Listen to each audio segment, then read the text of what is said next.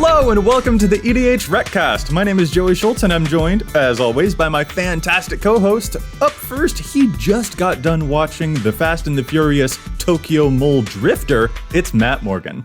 You know, I'm really excited for Innistrad Crimson Vow because I really think we're going to get to see the Flat Earth sect of the vampires on Innistrad, the Nosferatu.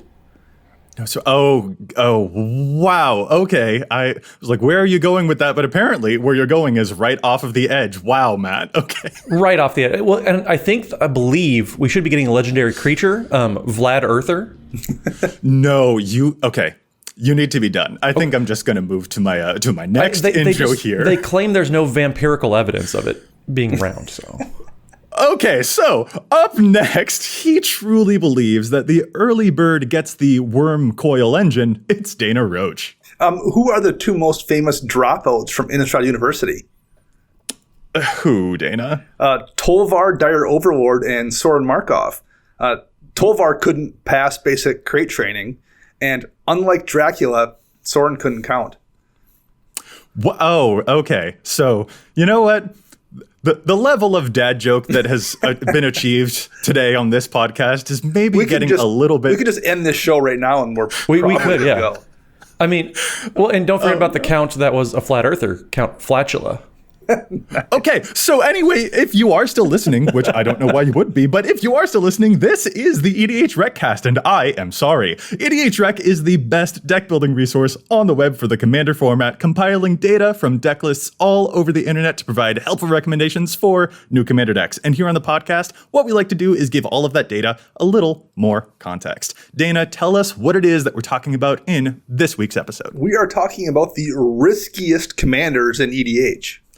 Yes, I'm really, really excited about this one. Commanders that have a big payoff, but you do have to put a whole lot on the line to get that payoff because, I mean, no risk, no reward is a really cool thing to experience in Commander, and which are the best decks to experience that no risk, no reward? It should be a whole bunch of fun to dive into. Real quick, before we get started, let's pause and give a huge thank you to the folks at the Command Zone who handle the post-production work on our podcast, and of course, we need to thank our sponsors for the show. The EDHRECast is sponsored by Card Kingdom and TCG Player, two online retailers who are all treat, no trick. Just put on your best costume and go to EDHREC and click on the card in question, choose the vendor link down below, and go to the site. Doing that supports both EDHREC and the show. And if you'd prefer to support the show directly, you can do so over at patreon.com/EDHRECast. We have patron tiers of all sorts of levels, and we have patron exclusive content that comes out every single month, all sorts of patron exclusives. So make sure you head over and you can support us just by going to patreon.com/EDHRECast. And this week, we want to make sure we're thanking a very special patron just because they went to that website and are supporting us. So we want to give a very special thank you this week to Ashley Morningstar. So Ashley, thank you so much for your support. We definitely appreciate it. That is such a cool name. Thank you, Ashley. And also, seriously, quick plug again for the Patreon. Y'all should really check it out. We do have some exclusive content that Matt mentioned. We recently had one that our Discord has been going crazy over called Build One, Brew One, and Bury One, just giving each other challenges to see which decks we would keep. And so, like, there's just really fun extra bonus episodes there, too. So I just want to throw that out there. And again, thank you, Ashley Morningstar. Awesome name. Appreciate your support so much.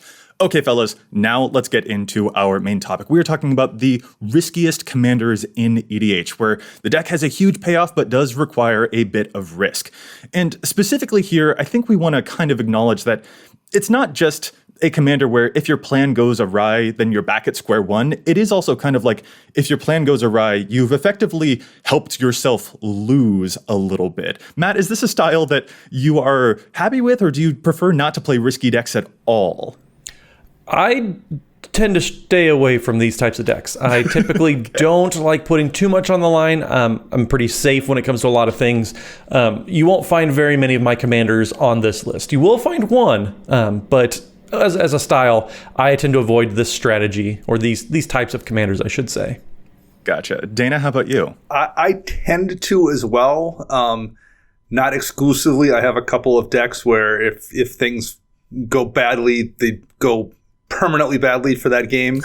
Okay. But for the most part, I try to avoid that as well. But I'm not entirely successful. You guys are no fun. See, I love this style of play. I love a risky commander because I feel like it can be so much fun, and there's like a thrill to having just like a teensy bit of risk out there. And it's just like, come on, Dana, why are we going to play it safe when we could like go down to one life and see if I'm able to kill the table as a result of it? Like, it'd be so much more fun that way, man. I mean, I do have a deck that's built around creature combat trick damage with one creature in the deck. So I mean, like, that is pretty risky if your commander, if you're relying on the command zone entirely to do creature damage. I've been known to take those chances before myself, so I'm somewhat fair enough. Fair enough. Let's get right into our list and talk about some of these commanders that are just very, very risky to play. And I want to start us off with the commander that kind of inspired this episode. It's the new Lind Cheerful Tormentor, the Grixis Human Warlock 2/4 with Death Touch. And it says whenever a curse is put into your graveyard from the battlefield, you return it to the battlefield attached to you at the beginning of the next end step. And at the beginning of your upkeep, you can attach a curse that is attached to you to one of your opponents. And if you do, you draw 2 cards. Finally, we have a Grixis Curse commander, which is so awesome. There are so many of those different curses out there, like Curse of Shaken Faith and Curse of Misfortune, some really cool stuff out there. But this is a commander that does kind of require you to enchant yourself and put yourself a little bit, in the target sights of your opponents in order to actually get cool payoffs. I do really like this design a lot. The fact that the curse does have to hit you for at least a little bit of time before you can push it to somebody else, I think is really fun. And I get how this one is a particularly risky commander, but I do think this, as well as a lot of the ones we talk about, are pretty interesting designs. And I do think the fact that it is so risky does make them very fun to play against, and in a lot of cases fun to play. I do get it, and this is a perfect example of that. Well, and the thing too is you have to survive long enough so that the downside of having that curse attached to you isn't too much of a drawback, because sometimes it can be kind of a pain in the butt to get rid of. So yeah, you have to make sure that any downsides that you are attaching to yourself for that time isn't going to set you back too far, because sometimes they can be pretty hard to get rid of. They can be. I think some of the players who are building Lind decks are even resorting to cards like Claws of Gix to allow them to sacrifice the curses that are attached to them if too many do get attached to them all at once. Because if you've thrown 5 curses on an enemy player and then that player dies, all those curses are coming right back onto you, and you can only siphon them away one at a time. So you do sometimes need emergency buttons, but it can be really, really interesting to actually make that dynamic emerge. I think this is such a fascinating commander, but it does kind of mean that you are putting yourself on the slab a little bit in order to make the deck work at all. Yeah, and there's also kind of the problem of the chaos element that curses tend to add as well. This becomes very difficult in a lot of ways to control what's going to happen in this game. And if you're playing a really high-risk deck, you like to have a little bit of control over what's going on in the board. And with the Lind deck, you're just not going to have any control over anything, more or less. Yeah, and some of these curses are pretty hard and pretty difficult, just as far as the downside, like Curse of Bloodletting that damages doubles all the damage that you would receive. You have to go through an entire turn cycle. Somebody can turn that into a combat trick. Say they disenchant it because you have it enchanting somebody else. Well, that just comes right back onto you, and that's kind of difficult, could be pretty painful. Or Curse of Thirst. If you have those curses stacking up, Curse of Thirst is going to come down, and it's just going to deal a lot of damage as soon as you get that back. So yeah, there's some curses you really have to be careful how you play them and make sure people aren't going to destroy them, because suddenly you can have 0 curses on you and somebody cycles a dismantling wave maybe. That's one of your favorites. Yeah, that's a lot of curses that you end up with that you didn't really expect to have. That's really, I totally love that, Matt. But yeah, be aware of Matt Morgan cycling dismantling waves in particular if you ever come across him while you're helming a Lind deck. It's a pet card, I do admit, but it's also a powerful card. It's very, very powerful. Matt, what's another type of category of risky commanders that is close to your heart, maybe? That's close to my heart? Well, I wish that Voltron decks didn't fall in this category, but they definitely do. I have a Valduk Keeper the Flame deck that definitely plays out like a Voltron deck, putting lots of auras and equipments onto Valduk because that's how I get all my elementals. But the problem is with Valduk and with most Voltron decks, if the commander is taken care of consistently, it's really hard to do very much of anything because everything kind of depends on having your commander or at least one important creature out in order for the deck to function. I have a couple of Voltron variant decks going, and rebuilding is always the problem there, to the point where like I have built those decks around making rebuilding or not having to rebuild in the case of a Sigarda deck where she's tough to target. That's the number one priority with those kind of decks is how can I minimize how much I'm going to have to rebuild? Because if you have to do so, it's game over a lot of times. Yeah, I think Voltron is probably one of the, when people hear risky commander styles, like Voltron's probably the first thing that they think of because you are very literally all eggs in one basket. The commander that comes to my mind here is Bruna, Light of Alabaster, who like cheats a bunch of auras into play so that she can just one-shot your enemies. That's awesome, but if you can't get her to stay in play, the deck literally does nothing. You cannot get that car started. I feel like we probably can't talk about too many more Voltron commanders because we do want to evaluate not just the commanders where, you know, it's difficult to get the car started, but also like if the plan goes bad, if you experience a setback, it's that your car has completely blown up. That's a little bit more what we want to focus on here too, but Voltron definitely has to be shadowed out for sure. Well, speaking of commanders where the risk is much greater than just not being able to restart, Selenia Dark Angel comes to mind. She's a black-white angel for 5 mana with flying and has the ability to pay 2 life and return her to your hand. But nobody plays Selenia just to bounce her back to your hand once. They play Selenia so they can stack that ability a whole bunch of times to knock their life total down to 1 or 2 or something, and then use something like Axis of Mortality or Repay in Kind or something to be able to swap life totals with somebody else and get their life and give them the 1 or 2 life. If that falls apart, though, then you're just that 1 or 2 life. Yeah. If Matt Morgan over there has a goblin bombardment in play, you'd better be very careful about reducing yourself to 1 life to try and make Selenia near-death experience work in the first place. And being able to sign in blood someone to death is one of the ultimate achievements in Commander, and Selenia puts you in sign in blood range for sure. Yeah, it's such a risky thing just playing around with your life in general. Putting yourself into a precarious situation.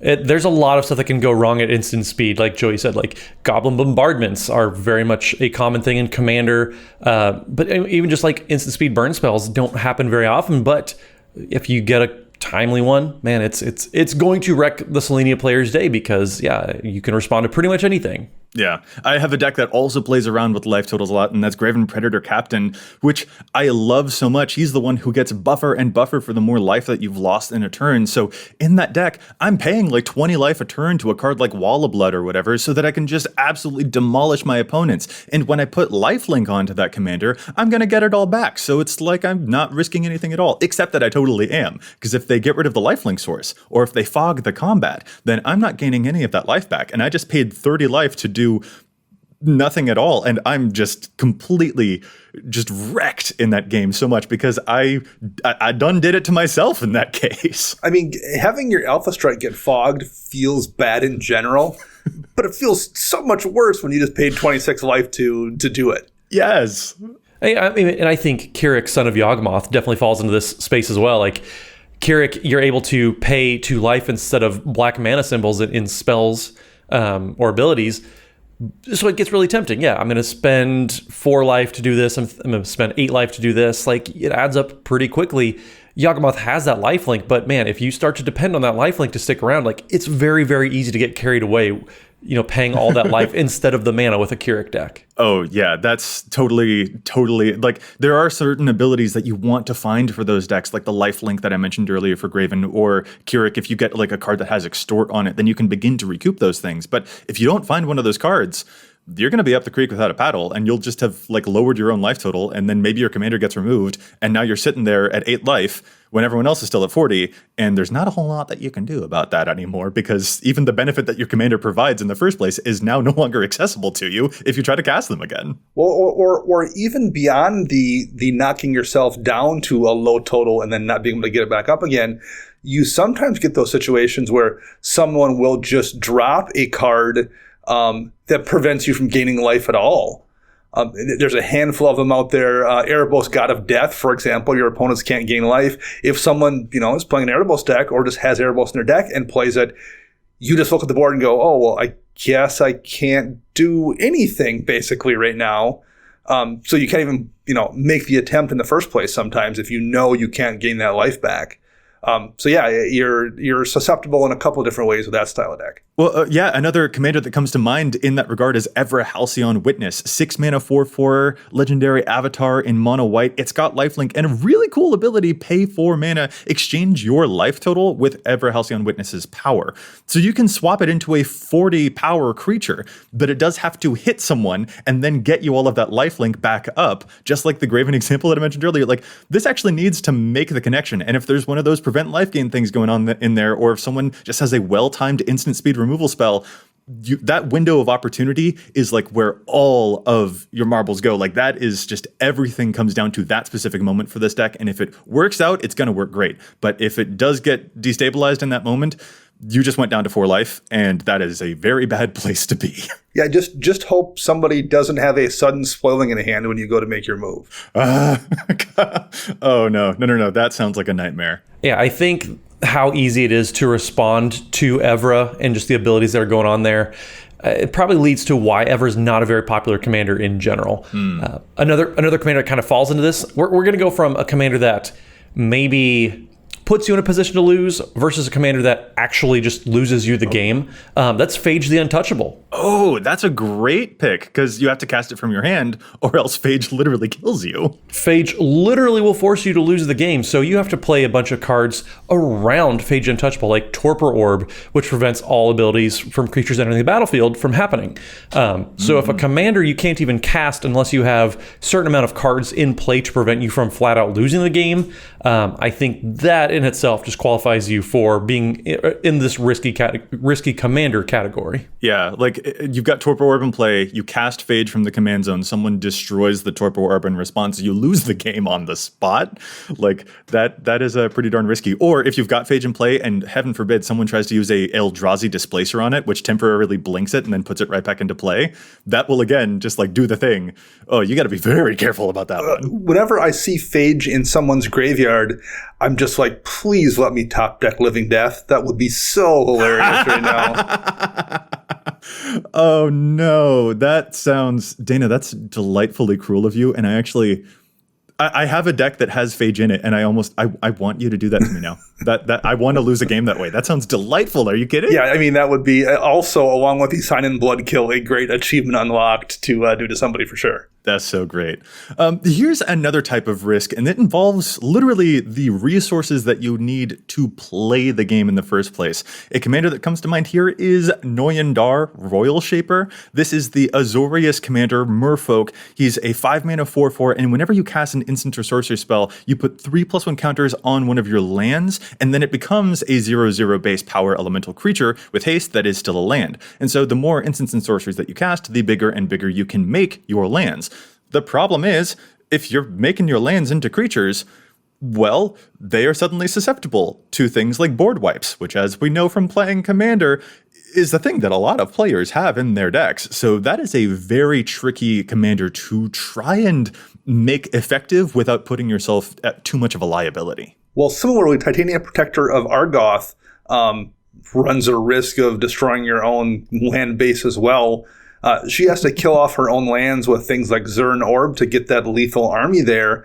And I mean, yes, you can build it, piece by piece with things like fetch lands or what have you. But if you really want to go wide to take somebody out, having a way to sacrifice multiple lands versus, one fetch per turn or something makes that way easier.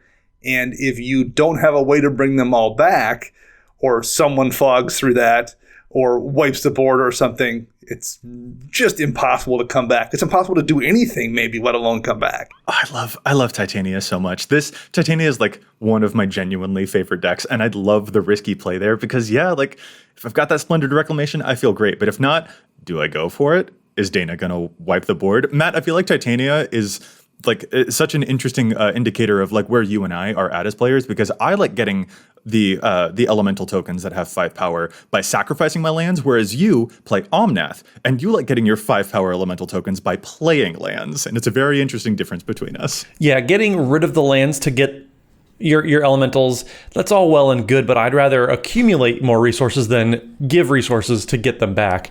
It's fine. I mean, whatever floats your boat. I'm not going to tell you you're wrong, but I think you're wrong, maybe? Oh, no. It's a little bit more risky, and sometimes it can be faster, and sometimes it does not work out. I have had plenty of moments where I have no lands in play, and then someone gets rid of all of the creatures, and then I have no objects in play. Period. And you know what? I deserve it at that point. But and then the Joey stands alone is what it does.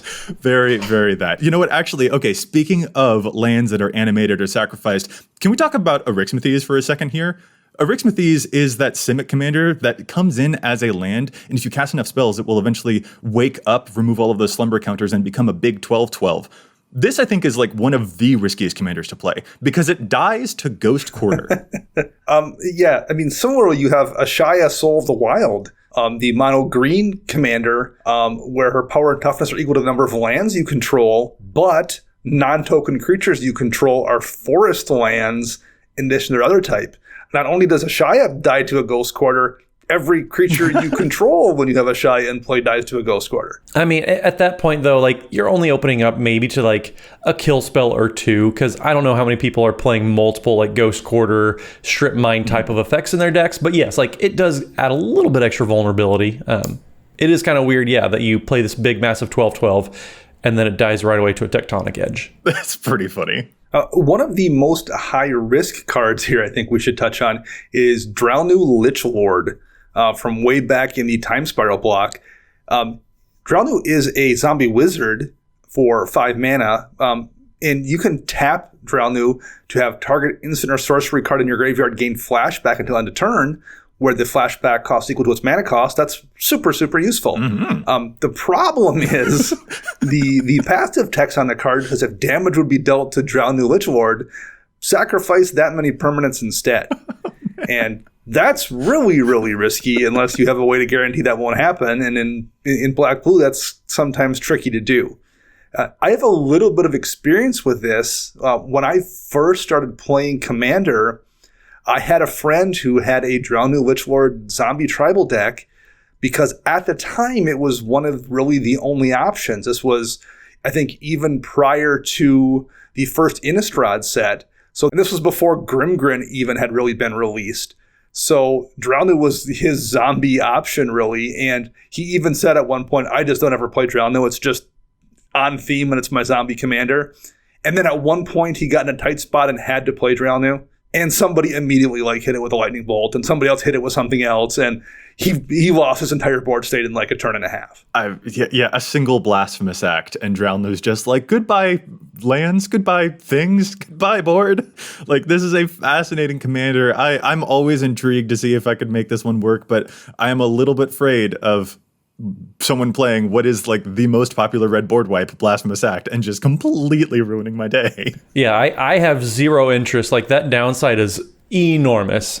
You can't even use them as an emergency blocker because that's just going to hurt you even more. Like, it's I have zero temptation ever to build blue-black, and like way more, or way less, I should say, to build Drownu. Like, just that downside is enormous.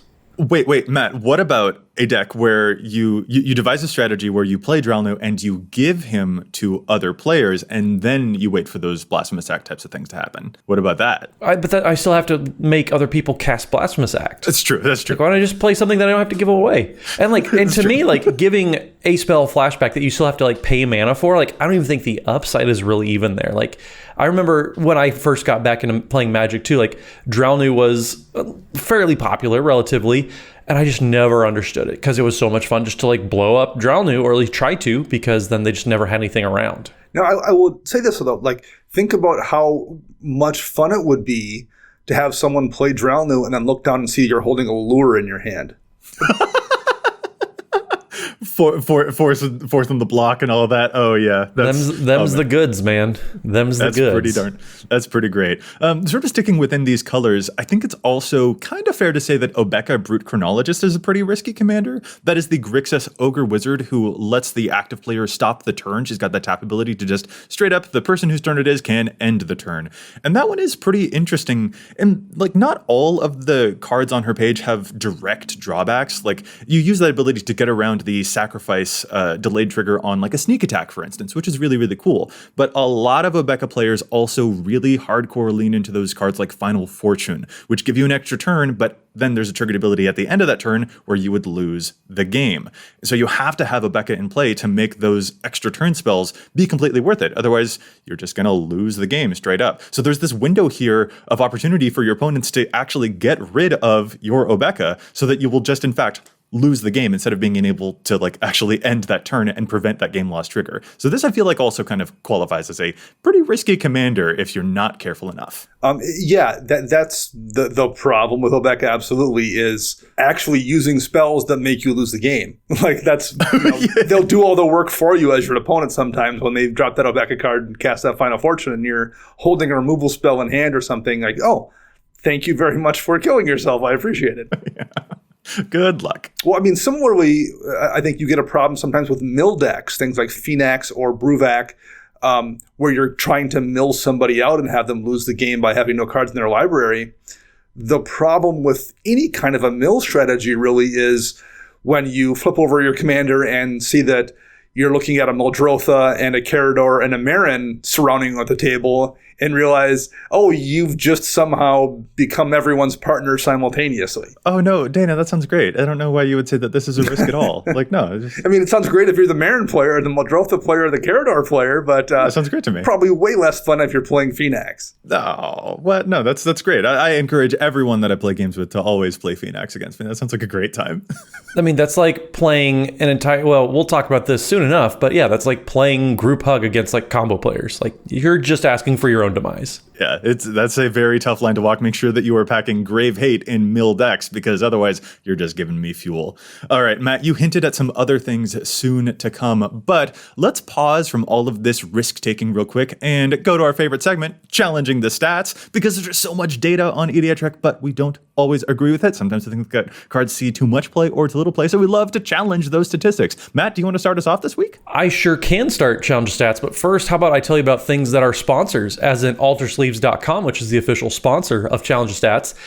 You can head over to altersleeves.com/EDHRECast, and that will let you check out all the awesome designs they have over there. So say you want to check out some, maybe some alternate art, some extended borders, anything like that, but you don't actually want people drawing on your cards. Maybe you've got some fancy cards that you don't want people scribbling on. Alter Sleeves is just a great way to get around that. You can change the art out. You can play around different borders. It's a lot of fun. And if you go to altersleeves.com/EDHRECast, that will help support the show as well. So it's a win-win situation. You get some awesome new fancy art. You can even get our handsome faces on your Alter Sleeves if you really want. So head over to altersleeves.com/EDHRECast to support the show. Awesome stuff. And what is your challenge? Well, my challenge this week is a card that I think hasn't quite caught on yet. There was a lot that came out right around Strixhaven with the Commander precons and all that kind of fun stuff. So a card that I think kind of got just overshadowed by everything else going on is Reinterpret. So Reinterpret is 2 and Izzet colors, so a blue and a red for an instant. Says counter target spell. You may cast a spell with an equal or lesser mana value from your hand without paying its mana cost. I think this card is pretty solid. Like 4 mana for a counter spell is a little hard to justify sometimes, but the fact that you're getting 2 spells at once, I think, is especially valuable in commanders like Ramos Dragon Engine. Ramos loves it whenever you cast a spell. You get to put a +1/+1 counter on Ramos for each of that spell's colors. So Reinterpret automatically gets you 2+1/+1 counters, plus you get to cast another spell for free, and the bigger the better when it comes to countering other spells.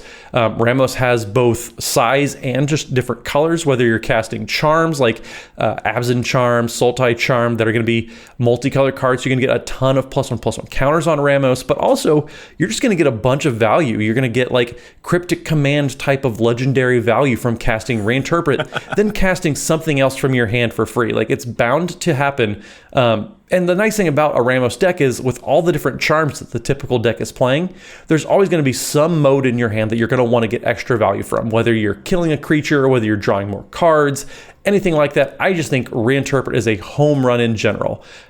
Currently, though, it's not showing up on really any commander's page in general, not on Ramos's at all, because it's only played in about 2,200 decks. I think Reinterpret is just one of those cards that there was just the sheer volume of stuff coming out. Nobody really got a chance to let that one simmer, and I think people should revisit it for sure. Maybe Reinterpret how many decks they're playing it in. Dad jokes all around. There it is. Matt, I really, really like that challenge. That's one of my favorites from you. For like, I've been looking for a place. I'm like, where could I actually play this? Because Reinterpret feels like it wants to be in a Spellslinger deck, but it doesn't quite get there. But Ramos, where it is a multicolored counterspell that lets you play more multicolored spells, that feels perfect. I love this challenge. I like it in Ramos. I think even like Animar. I know Animar decks are typically very tuned, but like anything likes casting free spells, man, I just think this is good.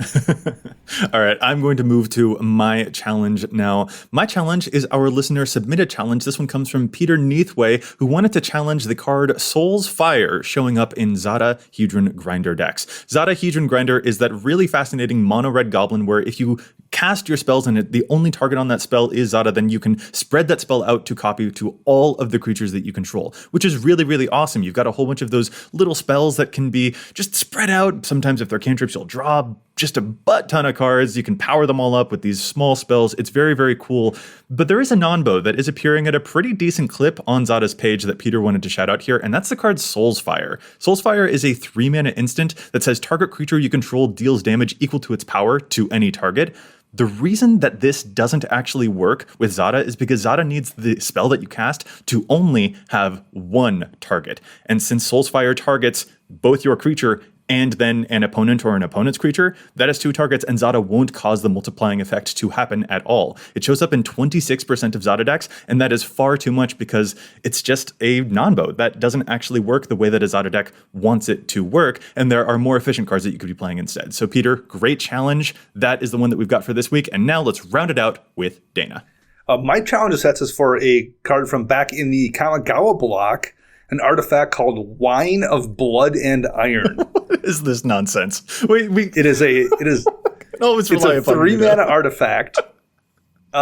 It's only in 76 decks in EDHREC, and it says for 4 mana, target creature gets +X/+O till end of turn, where X is its power, and then you sacrifice Wine of Blood and Iron at the end of turn. So it's not a berserk effect necessarily because the creature doesn't die.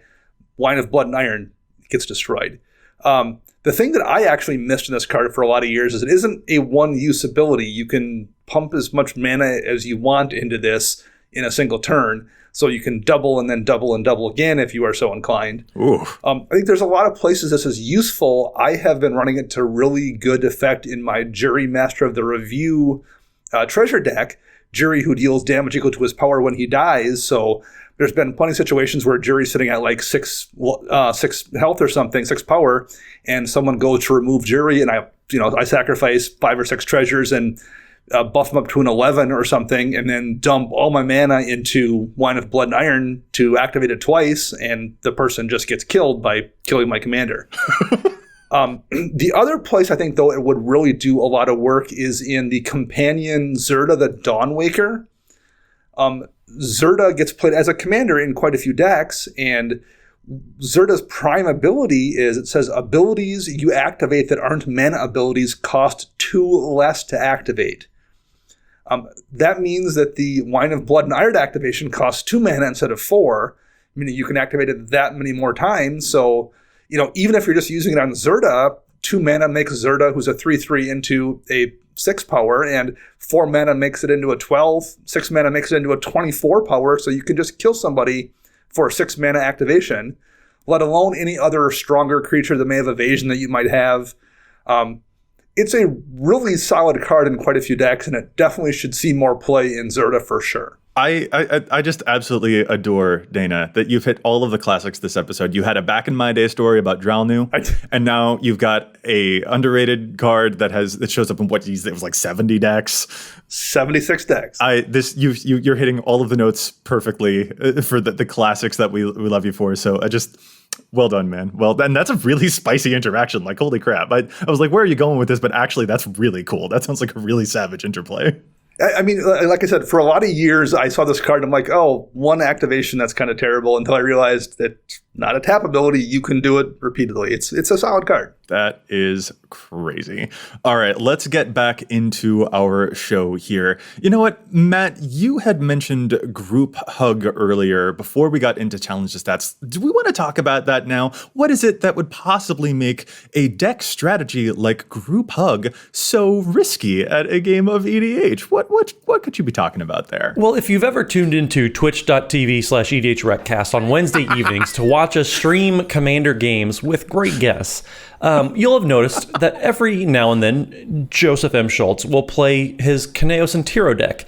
That just happens to every turn let everyone, at the end of his turn, draw cards or play lands or just accumulate more and more resources. Now, it's all well and good, but, giving a bunch of people extra resources, that might be like a card that you play and an extra land you play, but that's 3 cards that other players are drawing. If you're playing Howling Mine or any of that, like those resources you give away over the course of a game, that adds up really quickly with more players in there. And it's a really hard strategy to balance, especially when you consider how many combos are in the format these days, how many value engines, and just giving people more and more resources with every new set, it seems, becomes an even more dangerous game. Oh, I do love it, though. Like, there's something so fun about that strategy of, like, you're being benevolent, but you're also overloading people on resources in ways that they can't control, but you as the Group Hug player might be able to have a bird's eye view of the game and still harness to your advantage, which I think is so much fun. But, Matt, you are not wrong that occasionally it has caused me to accelerate the combo player so that they just found the thing that they needed and they just completely went off, and I could not control that at all in that Group Hug deck. So I love that strategy. It's very, very fun. I love making friends at the table, but sometimes it does come around and bite me in the butt. It's also a strategy where, to a degree, particularly in the more huggy of the Group Hug decks, you're relying a lot of times on people's personal reaction to what you're doing to keep you alive. You're like hoping that they will not attack you because you're giving them stuff. And that's always a really challenging thing to do too, where you build your deck around hoping people react a certain way. There's a lot of chaos and a lot of unpredictability there, and that's a very, very risky thing to just plan your entire game around. Wait, Dana, are you saying that you still plan to attack me even though I would let you draw a card? It's not going to stop me from attacking you, no.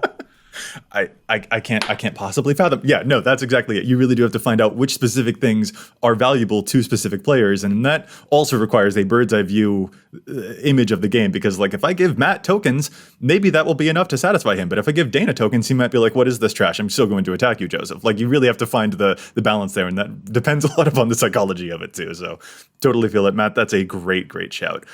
Speaking of giving people things, though, what do we think about Blim Comedic Genius? That's the Rakdos imp from Commander Legends that gives stuff to your opponents. Whenever it deals combat damage to a player, that player gains control of a permanent that you control, and then each player loses life and discards cards equal to the number of permanents they control but don't own. So he gives stuff to your opponents and then punishes them for it, which is pretty darn fun. And there are really fun things that you can give away. Dana, would you say that this is also a pretty risky commander? Yes, very, very much so. Again, the element of uncontrollability, I think, is real high with these kind of commanders. Yeah, Blim Comedic Genius, Zedru, the Great-Hearted, kind of legendary giving things away type of commander. Like, yes, it's all well and good to like give, illusions of grandeur to another player, and then they can't pay the upkeep, and so they lose 20 life. But also, like, there's just so many variables in these types of strategies between giving things away, Group Hug. Like, typically in a game of Commander, you want to minimize the variables. And these types of decks, they're increasing them because you're giving so many things away to other players. And you, like you said, Joey, you never know how somebody's going to react to you giving them a gift, because sometimes they might be able to use it to their benefit. And that's exactly what you don't want to be able to do. Well, and not only that, but like especially Blim, he's going to play those cards like the Aggressive Mining, which says you can't play lands, or Demonic Pact, which like gives you a couple of turns, but at the end of the couple of turns, Demonic Pact just straight up says you lose the game. Like if you cast one of those and then you move to combat with Blim and you try to attack a player to hit them and then give them one of your really bad cards on your side, but then they remove Blim before he can make that combat happen, now you're just stuck with a really bad card on your side of the field, and that card could cause you to lose instead of your opponents. Well, kind of the non-commander version of this that I always think of is an enchantment called Rite of the Raging Storm, where everyone creates a hasty elemental that has to attack but can't attack you. And I really liked that card when it was first released and played it in a couple different decks. And then I ran into a situation where I put it on the board and passed a turn and realized the person that was to my left had a Skull Clamp, and the person to their left had an Ajnath Altar. So basically, I played an enchantment that did nothing but allow my opponents to draw cards and make free mana. Oh, man. Oh, or here's a commander version of that, Dana. Varchild, Betrayer of Keldor. Right, yeah. When that one hits opponents, it gives them survivor tokens. Yep. And you can get those survivor tokens back, but not if they have one of those altars that they're just going to sacrifice it to. You've just given them mana. Yeah, there's a lot of risk in those kind of things for sure. In kind of similarly to giving people things, any of the really dedicated theft commanders kind of face a similar problem as well if you're building your deck around stealing people's creatures.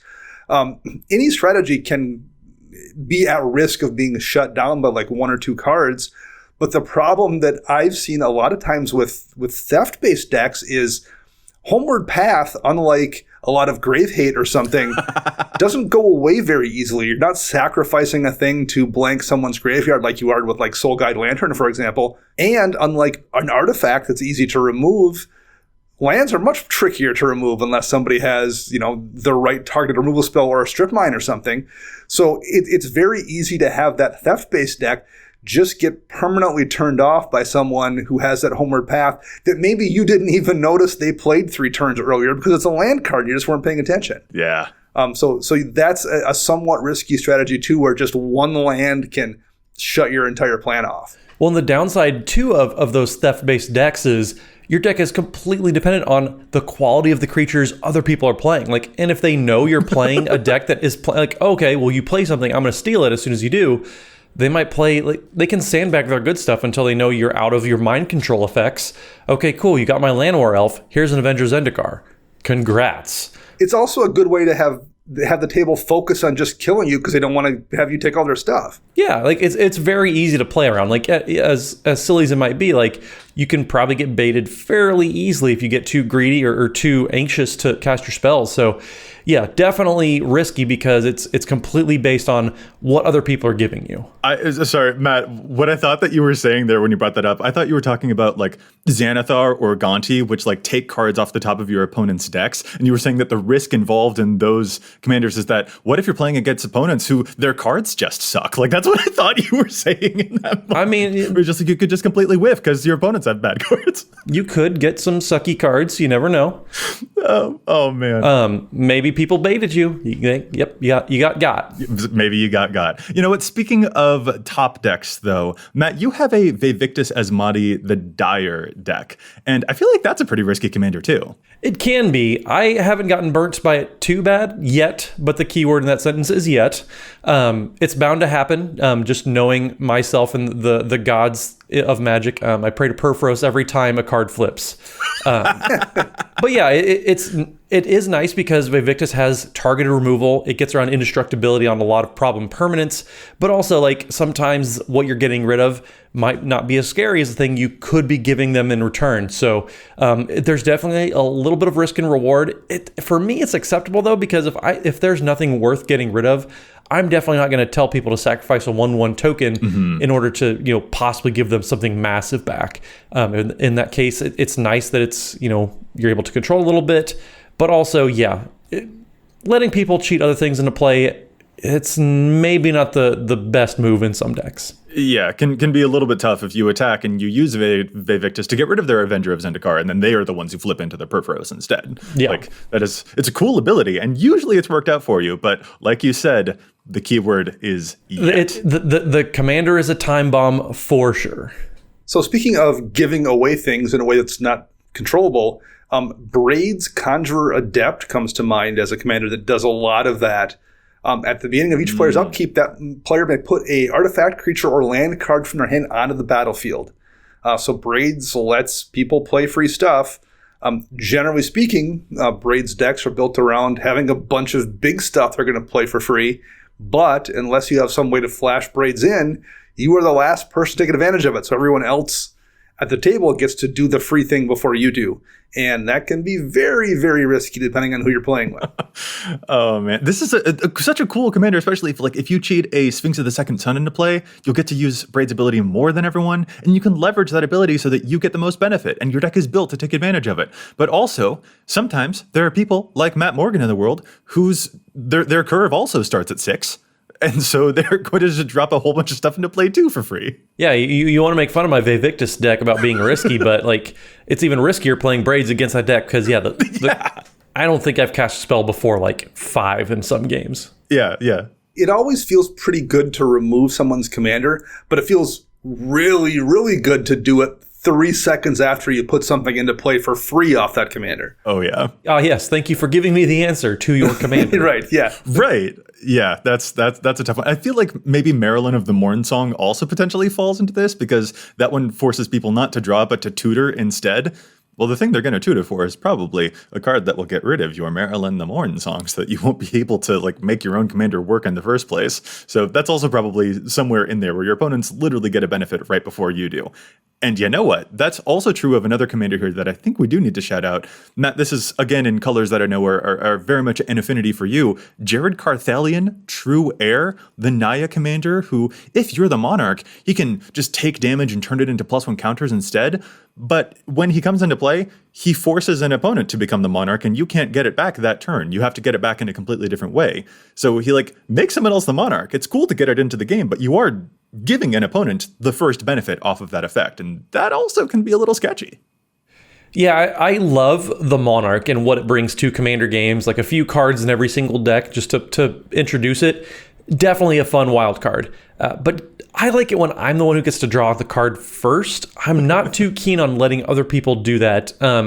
It's definitely kind of falls into the group hug thing where you don't want to give your opponents resources, but also you have to earn it back, and that's kind of a hard ask. Although it does, this is an example, I think, of one of those commanders, I think, very similar to Lind, who we talked about early on.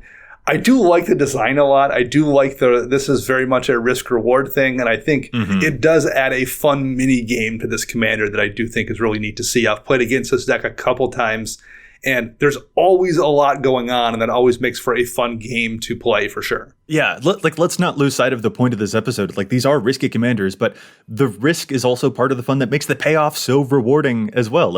That's a cool ability. That's a commander where, unlike Dralnu, you do want to play the Blasphemous Act with Gerard Carthalion in play because he's going to turn all that damage that would be dealt to him into a bunch of plus encounters. That sounds awesome. But there's a hurdle, for sure, that he imposes upon himself that does, cause the table to be a little bit shaky. You're not really sure if you can find your footing, but it is really fun is the whole point of it. It makes that risk worth it. Well, speaking of a commander that you give bonuses out and you have to depend on stealing that back, your Lock of Scorch Thrash is a very interesting one as well. Instead of giving your opponents cards or the Monarch, you're giving them mana, but you're also counting on them to not spend that mana with your lock around because your lock's bringing back a throwback mechanic with mana burn, or a player losing unspent mana causes that player to lose that much life. So you can pay 1 and tap your lock to give every player Jund colored mana, so a black, a red, and a green. But that also gives people an opportunity to cast these big, wild, and crazy spells, which sometimes isn't super reliable, as much fun as it might be, mana burning the table out. Yeah, there's a lot of hoops you have to jump through to make sure this doesn't burn you, no pun intended. Oh, the pun was intended. Belby Corrupted Observer feels very similar. at the beginning of each player's post-combat main phase, that player adds 2 mana for each opponent who lost life this turn. It's relatively easy for you to maybe get more mana than other people with a Belby deck, but they're still going to get mana pretty frequently, and that's every opponent that's going to get something versus you yourself getting something. There's a lot of chances for things to go wildly wrong in a Belby deck. Those are both like you're playing with fire by playing with mana, and especially like Yurlock in particular wants to use those heartbeat of spring type of cards that double everyone mana's output. So like everyone's getting even more mana and more mana. Well, what if you're giving them exactly what they need for like an instant speed Blue Sun Zenith to just draw a bazillion cards? What if they have a commander that has an activated ability? So then you're giving them mana, but they're never going to experience the mana burn because they can just spend that mana just at will with a mana outlet right there in play. There's a lot that you have to guide there that's very, very tricky. Even when you tap him to give everyone 3 mana, that might be the 3 mana that they needed to cast their Beast Within on your Yurlock. It's all that mana you can dump into your Wine of Blood and Iron. Oh, goodness. Okay. Okay, I think we need to move on, Mr. Throwback. He heard mana burn, and he was just like, back in my day, he got hit to bring those classic elements back in. That's exactly what happened there. Dana, how do you feel about wheels as a category of deck? Do you think that might be a risky deck too? I think wheels are one of the riskiest, most poorly played cards in Commander for sure. Okay. I have seen so many wheels win somebody else a game by the person casting them at a very inopportune moment. In addition, you have the added factor of Smothering Tithe being a thing, either making your wheel uncastable or worse, casting it anyway and giving somebody a gazillion treasure tokens. It's there's a lot that can go wrong with wheels also. Wait, are you saying that's a bad thing to use a Reforge the Soul to make everyone else draw a collective 21 cards and the player with the Smothering Tithe gets 21 mana from that? Are you saying that could possibly backfire? There's some potential for it. I'm not saying it's going to. I'm just saying there's some potential for a backfire there. And again, don't get me wrong. I'm not saying wheels can't be amazing. I've seen some fantastic wheels too that turn the game around for the person who cast them. I've just seen them go horribly awry as often, if not more often. Speaking of strategies that can go horribly awry, coin flip decks in general, we talk about reducing variance and all that stuff. Like, there's literally no way to reduce variance on a 50-50 coin flip because it's always going to be 50-50. So you have decks like Okan and Zyndersplit or Yusri Fortune's Flame that are commanders that are all about those coin flips and getting whatever bonuses you might be getting from those. But it's legit going to be 50% chance of it working or backfiring. And that's something that, man, it's kind of hard. It's wildly fun to watch, but also like it can be wildly frustrating if you're playing those decks as well. Yeah, there are cards like Krark's Thumb, which can give you additional chances at the coin flip, but that can't save you in all of the times. I have seen Okan and Zyndersplit players fail every single coin flip in a game before. That is a thing I've witnessed happen. We've also, however... I mean, unless you're Gavin Verhey on the Twitch stream and you just happen to get like 7 coin flips in a row that you win, like that was just wild. But yeah, everybody else... That's what I was going to say too. Yes, everybody else just falls through. Yeah, no, these are commanders that have that chaos element are absolutely going to put you a little bit of risk. You can mitigate some of it, but sometimes the odds are not ever in your favor. And there are even other commanders too, I think like Zurzoth, for example, which does have a random discard element. And that could also potentially work for your opponents and not work out for you. So inherently, when we're talking about risky commanders, the ones that have built-in chance involved, they're going to take the cake. So having looked at all these high-risk commanders here, are there any final thoughts, kind of collecting all this information together that you guys have about these really high risk, sometimes high reward options that you can play in the format? Yeah, Matt, has this convinced you to build a high risk commander? Definitely not. Definitely not. Just reminded me of all the reasons that I don't like building some of these types of commanders. Like we said, like Vivictus Asmati or Vivictus the Dire, I should say, still like it's a little bit controlled. You're still getting something out of it no matter what. But yeah, it's minute compared to some of these other commanders like Drownu Lichlord that just, man, that downside is so hard to get over with relatively little upside. Well, and I think, Matt, you had mentioned earlier as well when we were talking about Ever Halcyon Witness that there is a thing going on at play where the commanders that are very high risk, also that can really severely impact their popularity. And I think it's pretty easy to see when we look over the most popular commanders in the entire format, they don't have a lot of this risk built in at all. They cover their weaknesses so splendidly that even if things don't go to plan, they're still just getting regular, good, consistent value. So it does feel like risk does have a pretty big impact on popularity and appeal for players because, if you've got just a limited amount of time to play Commander, for example, playing a deck that may just blow up in your face might be a little bit less appealing than, being able to play a Commander that is going to serve you well. But I do personally still get really attached to Commanders that have just a wee bit of risk in there. It still sounds fun to me to try that out and see if I can make the explosion happen, not in my own face, but in other people's, Yeah, I think, at least for me, the risk has to come with generating a reaction from the table that makes everyone have had fun with it. I think the Greven deck is a good example of that, Joey. You're going to occasionally kill people, but you're going to occasionally wind up spending 20 life and get fogged. But when you do that, everyone's going to laugh.